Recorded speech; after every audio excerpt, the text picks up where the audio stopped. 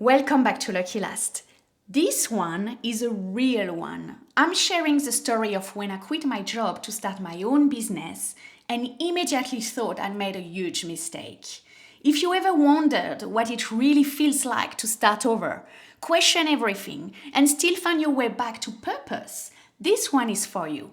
You will learn why failure was actually the best thing that could have happened to me, how to rebuild your confidence when everything feels uncertain. So if you ever jump into something new and wonder what on earth you just did, or if you are just thinking about it, this episode is for you. Let's dive in. Remember the exact moment I decided to quit. It wasn't dramatic, no big meltdown, just this quiet moment where I realized I could not do one more Monday pretending that this was enough.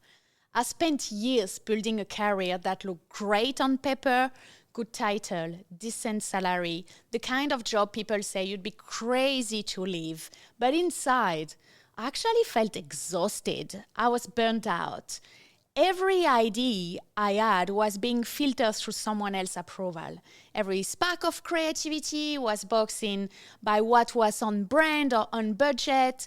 So one morning, after a few months of convincing myself to stay, I walked in, smiled through the meeting, and typed my resignation letter at lunch. I told myself I was doing it for freedom, for flexibility, for purpose.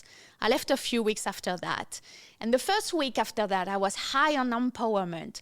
I bought a new notebook, made a Pinterest board, and wrote out my vision. You know that French start energy, when you really believe you are about to becoming that girl. But then reality hit. Suddenly, there was no salary coming in, no team, no deadline, no roadmap. Just me and a big, big silence that sounded a lot like doubt. And that's when I realized quitting your job doesn't automatically give you freedom. It gives you a blank page, and a blank page can be so terrifying. What I didn't know then is that the failure that followed wasn't the end of my story. It was actually the beginning of who I'm actually.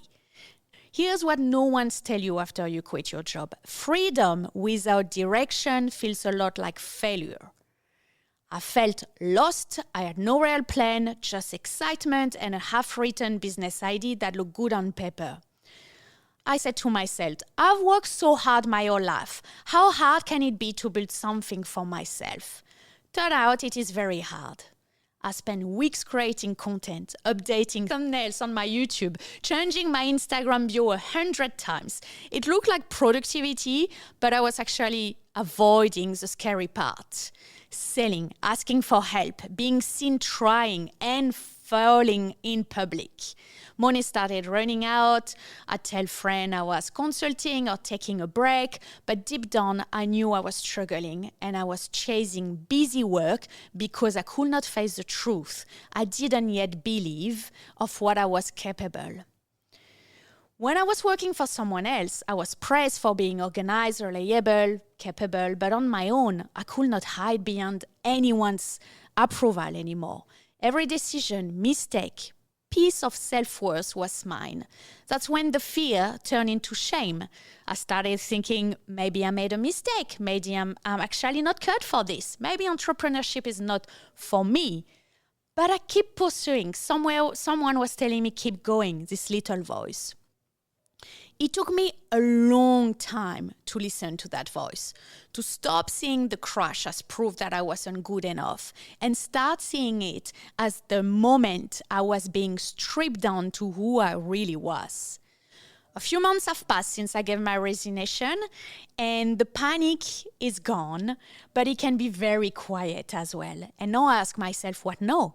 And for the first time, I didn't try to rush the answer. I stopped forcing a plan. I stopped ticking boxes. I just started listening to myself, to what I was drawn to what actually felt right. And starting that helped me to understand my mission. I evolved and my mission did too. Sometimes you have to let your first dream fall apart so the real one can show up. I'm still in it, still figuring things out, still building piece by piece. But things are shifting. Opportunities are starting to come. Doors I didn't even know existed are opening. And for the first time, it doesn't feel like I'm chasing anymore. It feels like I'm aligned. So I know now that my mission is not just to build a business, it's to create spaces and conversations that remind women they are not behind, they are becoming. And somehow, even through the mess, that feels exactly where I'm meant to be.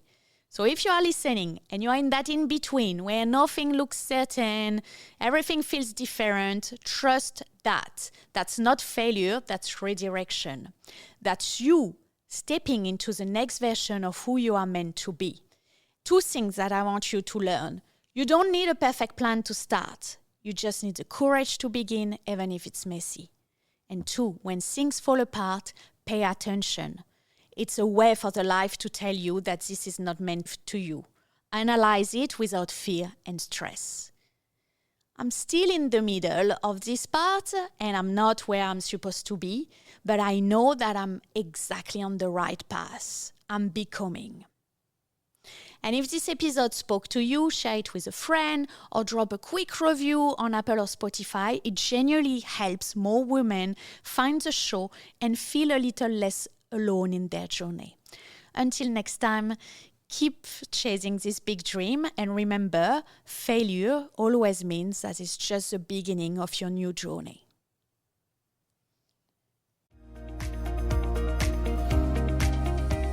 Thank you so much for joining me on this episode of Lucky Last. If you enjoyed today's conversation, remember to subscribe or follow me on your favorite podcast platform. And if you are more of a visual learner, you can catch the video version of this episode on my YouTube channel.